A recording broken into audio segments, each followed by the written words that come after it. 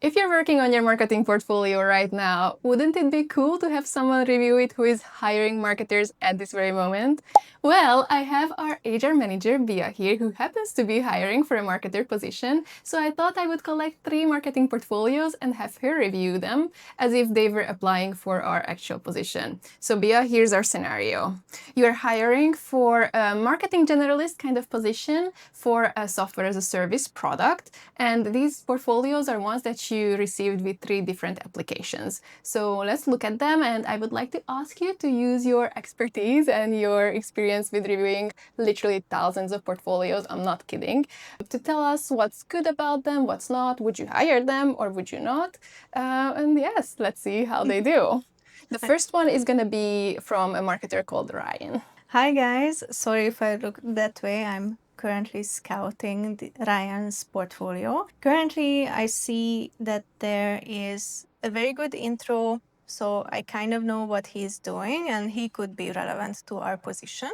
And when I scroll down, I see a lot of the same thumbnails.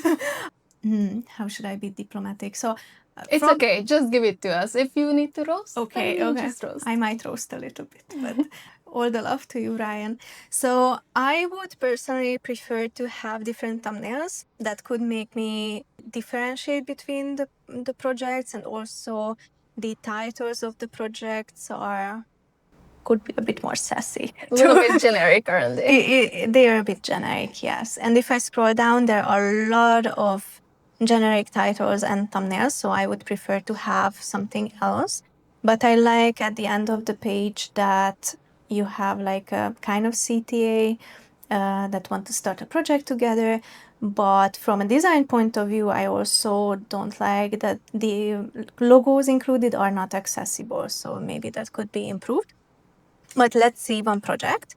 For example, the product launch social media campaign. Again, the title is quite generic, so I would ideally like to see the brand, maybe what was the goal, what was the strategy behind it. And the project details kind of cover that, so that's nice. I also like that you included also like a smaller font to continue the description. However, for me, it's a bit weird that there are 2 fonts on the right side, so I would prefer to have one font that's easy to read. Creative process, that's very nice. Show, not telling. That's true for a lot of things. I love that you mentioned the tools used. I think that's that. Oh, and numbers. Yes, I love a good number. And also when it's described like how it impacted the business. So I see that there were a lot of impressions, which is a nice to have. However, impressions might not translate to business revenue or other business goals. So signups. So basically, he mentions that there were this many signups attributed to this campaign. So that is very lovely. Is there anything else on the page that? Yeah, I feel like I didn't get to know Ryan. A bit, as mentioned in the previous video, I love to get to know people and their backstories. So maybe a picture of Ryan, or if he's not comfortable with that, maybe a bit more personal note. The project amount was a bit overwhelming in the homepage, and maybe even if you have this many projects, that's great. Maybe have some more attention-grabbing titles, thumbnails, and I don't know if it's possible, but the case studies have good structure, but if I would read 2 or 3, I wouldn't know. Like they would kind of wash together in my mind. So maybe if you can change the background color or add some nice visuals to them, that could differentiate them. And also speaking of visuals, I haven't seen any visuals. So I think that would be quite important to see. Maybe that's why the thumbnails are generic, seemingly stock photos ones. So visuals would be a nice step. So based on this, would you hire Ryan? Probably not, to be honest. Would you invite him to just a phone interview? Probably, yeah. Okay. Yeah, I'm more lenient at that phase. Yeah, I would give him a chance, but even after the first steps, there's already kind of like an idea about the person. Sometimes people can surprise me quite well and have a very good in-person impression on me. But yeah, it wouldn't be a very strong start. Okay, let's look at the next one, which is from Niamh. Niamh. Is it Irish? Yes, I think Irish she's name. Irish. Okay, let's see. Niamh. Ooh, love the colors. So I love colors. So that is attention grabbing. I love the color matching to her outfit on the picture, and I love the picture. It has a very nice attitude to it. It's the little details, isn't it? It's the little details, and I also love the social links. It's very accessible. So if I would like to check her TikTok, that's a very nice intro. So I know what she's doing. I kind of have already an expectation of what I would like to see from her. Social media bestie, love that. I love the breakdown on how working with her looks like. Videos, embedded videos, very nice. Top performing videos, cool. Although it doesn't say whether it's not obvious whether these were for projects or were they for personal things. There's one thing that caught my eye about this portfolio, specifically with the process section that you highlighted. Yeah.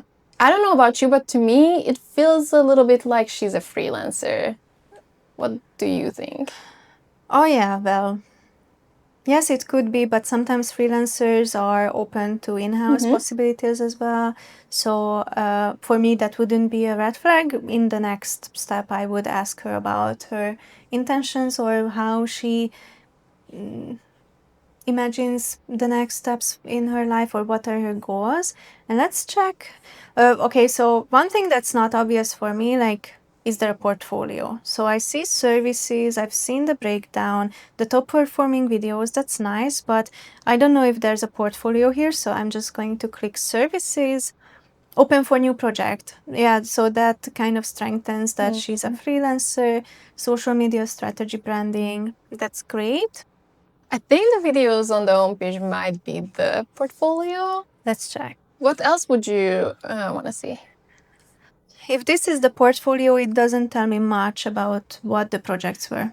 So I would like to see what the brief, kind of like in very short, what the task was, what the goal was, and what was her strategy behind what she was doing. So for me, this is not really a portfolio per se. It's good to have video samples, but I'm missing a lot about what she can do and how she thinks. Okay, then based on all of this, would you hire Niamh for this position? I would be interested to talk to her, but this is not the strongest first impression, also because of the doubt about the freelancer thing. I would give her the benefit of the doubt, though. She looks very cool. Yeah, but it's not a strong one, so probably would not be the final hire. Okay, let's look at the last one then, which is from Linnea.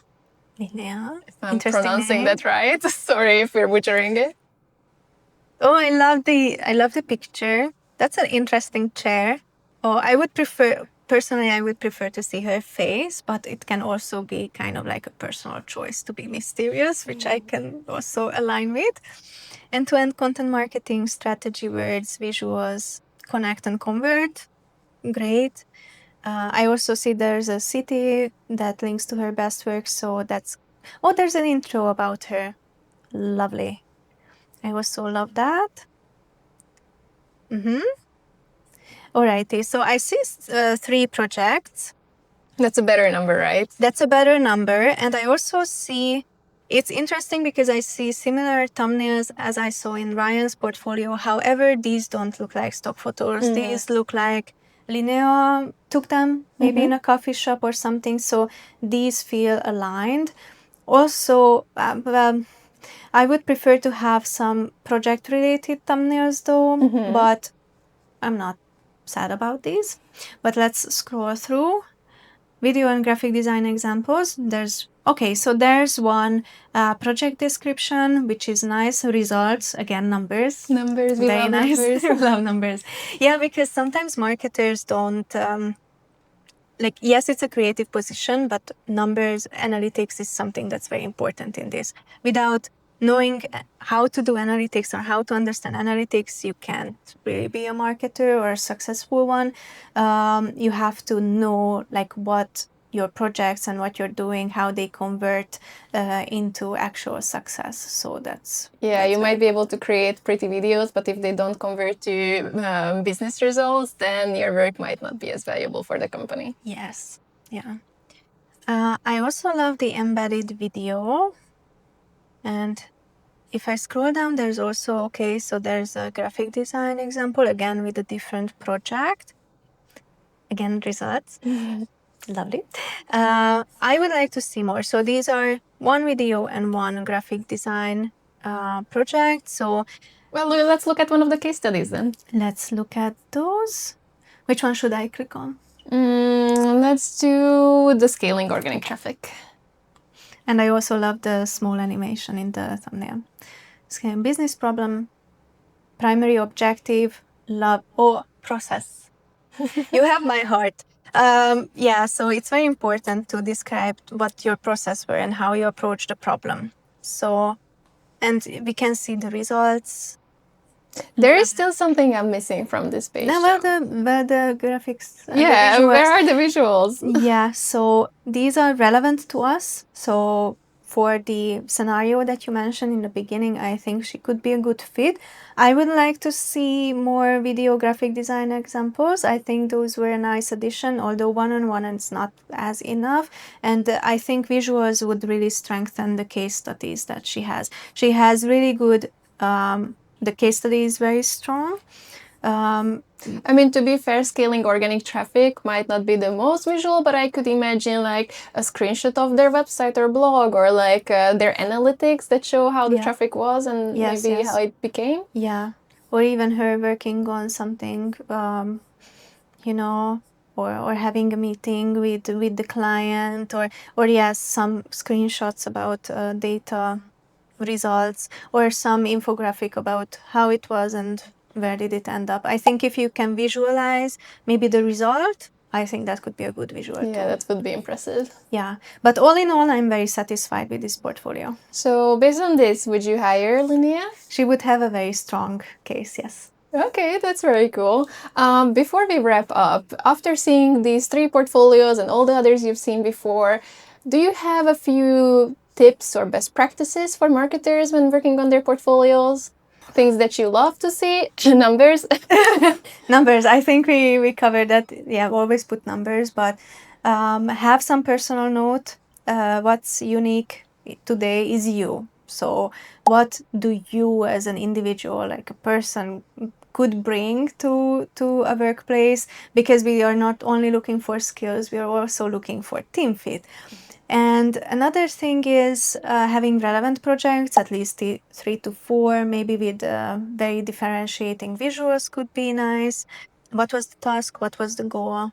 Strategy explained, like in Linnea's, maybe have like a short process on how you approached this.